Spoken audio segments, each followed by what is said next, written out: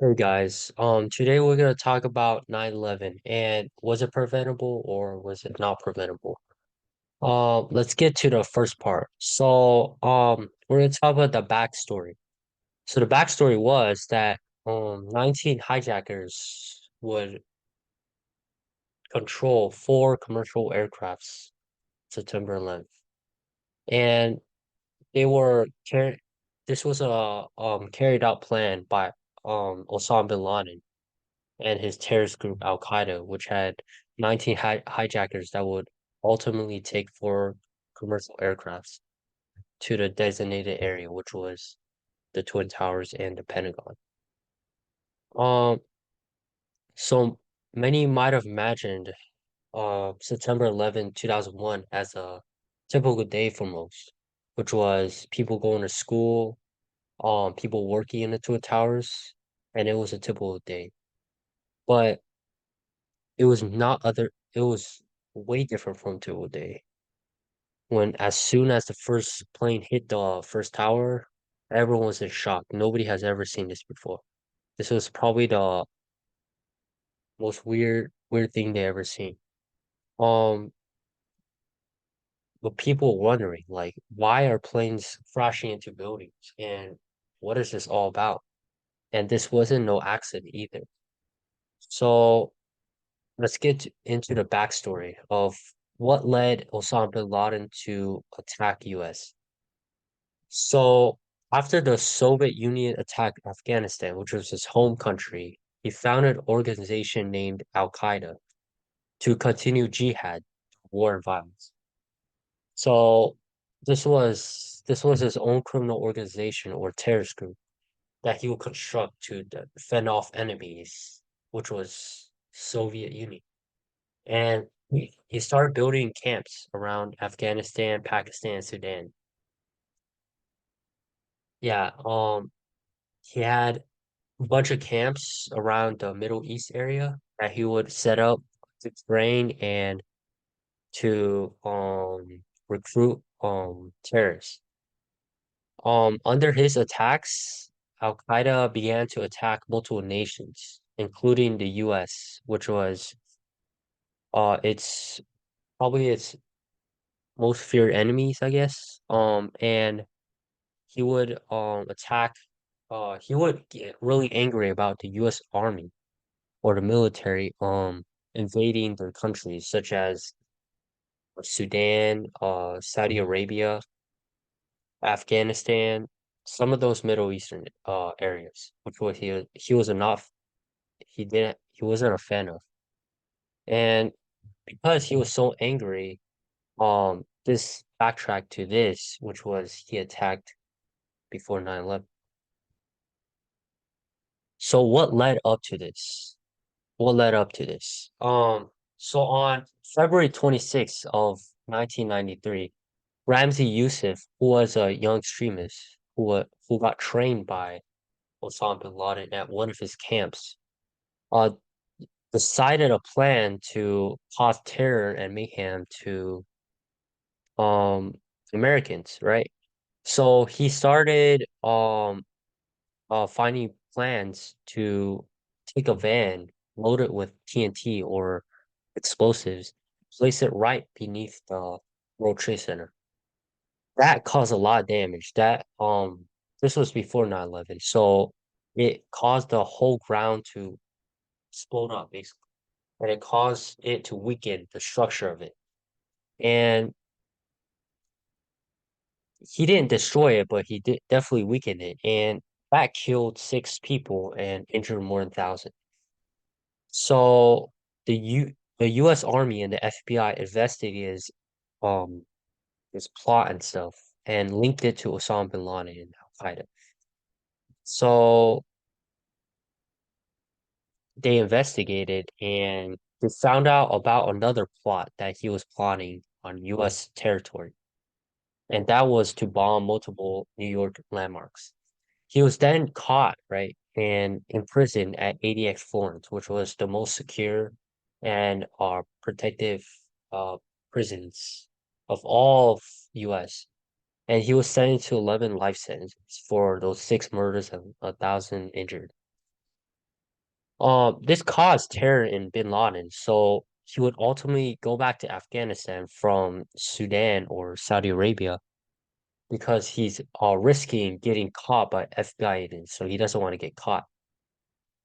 He linked up with the Taliban, which was the army or the forces at that time for Afghanistan, and he used them to recruit more terrorists to attack and bomb different nations. This allowed many bombings to be set off in America. So after all that, we're gonna start with 9/11. So these are the 19 terrorists responsible for 9/11, which was all from Afghan and Saudi descent. So first of uh, first of all, they would crash four commercial aircrafts on September 11th. So we know that, and they were guided by Al Qaeda, which was led by Osama bin Laden, a terrorist person. Um, so most of them have lived in the United States for more than a year. So they had previous experience with flying lessons at commercial flight schools, kind of like your driving school. Um, yeah, and they boarded the U.S. airlines carrying knives and box cutters through security at three East Coast airports. And it was early in the morning, so nobody knew anything, you know? So why California flights? So hijackers knew that California beforehand will pump a lot of fuel. They will fuel at fuel because it's usually where the airplanes travel from the west coast to east coast. So they'll fill it with a lot of fuel. And these are the three targets. So the Twin Towers, the Pentagon, and the White House. And they attacked these two, but they failed to reach White House because of brave passengers. We're gonna discuss that later. This is the video. We're gonna watch it in class. And the World Trade Center, yeah, this was a sad um place to be in. So 19 they took control of the two planes, right? Like four out of the 19 took control of the two planes heading towards the World Trade Center. So the first plane hit, caused tremendous fear, and people above them, which was the top of the building where they struck, were scared for their life. So they had to make a choice, jump off or risk getting burned. So most of them jumped off, and like if you were around that area at that time, you could see people like falling off the building. And the crash made 10,000 gallons of fuel burn. So it burned the core of the building, which led to the melting, like kind of like crushing of the building, basically. And this is the video we're gonna watch in class. And this is the World Trade Center. So the South Tower got hit as well, which was Flight 77. I mean, Flight 175, and it hit the South Tower. And everyone recorded this event. You could see everything on TV, on YouTube. That's why we're gonna watch it. And this was very like people first of all, when the first plane hit, everyone thought it was an accident or anything. But when the second plane hit, they knew the country was under attack. And that was sad. Um, this is the second video, and this is the impact video. Okay, so the third plane, which was supposed to be heading towards the Pentagon, actually crashed there, and it was the military headquarters in the United States. So they had Secret Service, they had FBI agents at that headquarters, and that left six dead and around 1,000 injured. So imagine a piece of building, like it crashed right in through it. Yeah, that's very sad, man. Um, Let's look at the next one. So this is the video clip of the plane crashing into Pentagon. And right after that, both the towers collapsed, which was the South Tower and the North Tower. The North Tower actually collapsed after the South Tower. Yeah. This left a lot of people dead. This was why a lot of people died, because they were trapped on top of their collapse, killed everyone. And this is some photos of the steel that was used to to he- to make it held up, like the building held up. So the fire burned through the steel and made it like very weak and it crushed through. And this is a collapsed video. This is the aftermath. You see how much ash is here, and see the aftermath. It rumbles, like no building left. It's like all smoky and stuff. Very sad day. And this is a summary of a day in New York during that time.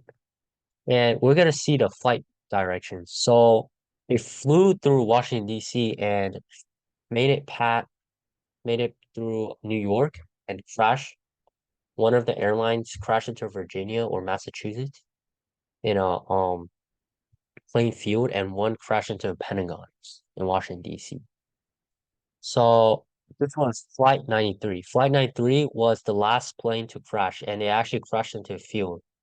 Very brave of the passengers to actually mess up like the terrorists trying to control the plane, and it actually missed the White House and crashed into a field.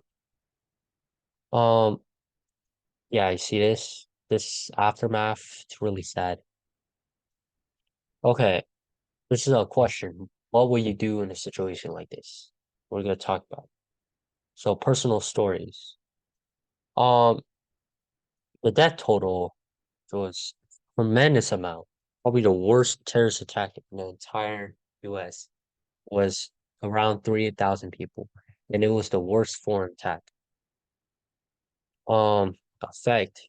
So millions upon millions of Americans, like people, donated money, supplies, services, and blood to injure the ones that lost a lot, the ones that lost families. They need to donate money to help them overcome. And then Nation United. This prompted a years of investigation by the FBI, which was the largest in the entire country. So they soon identified Al Qaeda and Osama bin Laden as the culprits. And then President George W. Bush, which was the president at that time, invaded Afghanistan and started going war with Afghanistan due to this. And this led them to dismantle Al Qaeda's operations and overthrow the Taliban government. And after 10 years after this incident, they finally caught Osama bin